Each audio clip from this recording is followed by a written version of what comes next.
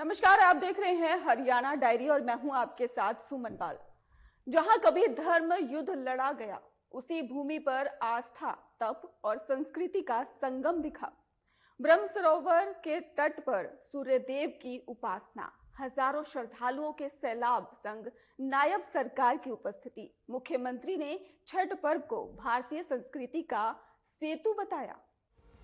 सूर्यास्त के सुनहरे रंगों से नहाया ब्रह्म सरोवर, पानी में जलते दीपक, श्रद्धालु महिलाएं कमर तक जल में खड़ी। छठी मैया की जय घोष के बीच हरियाणा सरकार की कुरुक्षेत्र की पवित्र भूमि पर उपस्थिति, जिसे लेकर मुख्यमंत्री नायब सिंह सैनी ने कहा, आज जब ब्रह्म सरोवर के पावन तट पर छठ मैया की जय जयकार हो रही है तो इस पर्व की महिमा कई गुना बढ़ गई है। ऐसे लग रहा है मानो सूर्यदेव का तेज और छठी मैया का आशीर्वाद इस ब्रह्म सरोवर के जल में उतर आया हो। आपकी संख्या पहले से कहीं अधिक इस पवित्र कार्यक्रम में दिखाई दे रही है। यहां बहुत बड़ा ही अद्भुत दृश्य ये दिखाई दे रहा है। ऐसा लग रहा है जैसे सूर्य देव का तेज और छठी मैया का आशीर्वाद इस ब्रह्म सरोवर के जल में उतर आया है। ये आज ऐसा प्रतीत हो रहा है। साथियों, आज मैं यहां उस महान संस्कृति का मैं सम्मान करने के लिए आज आप सबके बीच में उपस्थित हूं।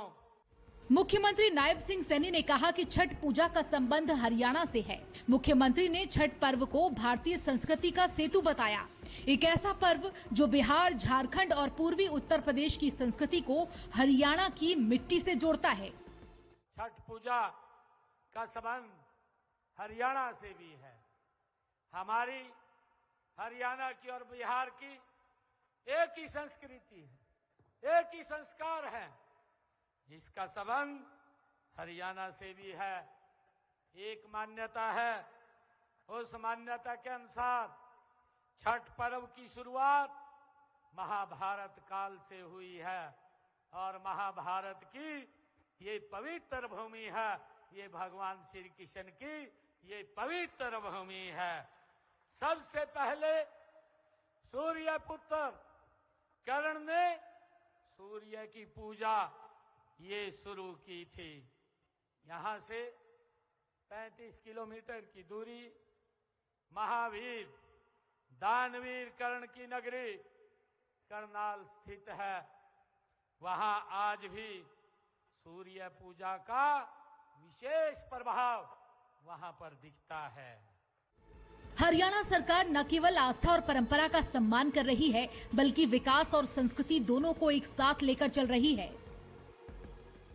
कि करनाल में सूर्य नारायण मंदिर के सामने जो पश्चिमी कैनाल पर हमारी सरकार ने 4 करोड़ 48 लाख रुपए की लागत से वहां पर एक स्नान घाट बनाने का काम ये हमारी सरकार ने किया है। और मुझे खुशी है कि हमारी सरकार ने, आदरणीय मोदी जी के नेतृत्व की यह सरकार, यह डबल इंजन की सरकार, इसी घाट के सामने नहर के दूसरी किनारे पर हमने स्मार्ट सिटी परियोजना के तहत एक और घाट बनाने का निर्णय ये हमारी सरकार ले चुकी है। हरियाणा प्रदेश के अलग अलग स्थानों पर, चाहे पानीपत हो, सोनीपत हो, पंचकुला हो, फरीदाबाद हो, यमुनानगर हो, सभी में ये घाट, पवित्र घाट, जो छठ मैया के पर्व को हम हर्षोल्लास के साथ मना सके, वहां पर बन चुके हैं। ये हरियाणा के अंदर निरंतर ये सरकार काम कर रही है। मुख्यमंत्री आवास योजना और प्रत्यक्ष वित्तीय सहायता योजना के तहत श्रमिकों को 2,50,000 रुपए तक सीधी मदद का भी सीएम सैनी ने जिक्र किया। यानी श्रद्धा भी सुरक्षित और समाज भी सशक्त। साथियों, श्रमिक परिवारों को कन्यादान स्कीम के तहत बेटियों की शादी के लिए हमारी सरकार ने निर्णय किया है कि अगर हमारे कंस्ट्रक्शन में लगे हुए श्रमिक की बेटी की शादी होती है, हरियाणा सरकार 1,01,000 रुपए का कन्यादान के रूप में उसके पास राशि पहुंचाई जाती है।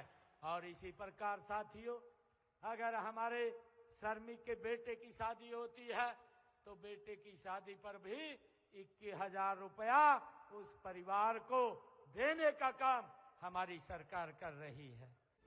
प्रदेश वासियों के जीवन में सुख, समृद्धि और मंगल के संचार की कामना के साथ नायब सरकार ने समाज में एकता और श्रद्धा का संदेश दिया। यकीनन इसमें अतिशयोक्ति नहीं है कि हरियाणा की मिट्टी में रची बसी आस्था के साथ विकास की राह पर अग्रसर है नायब सरकार।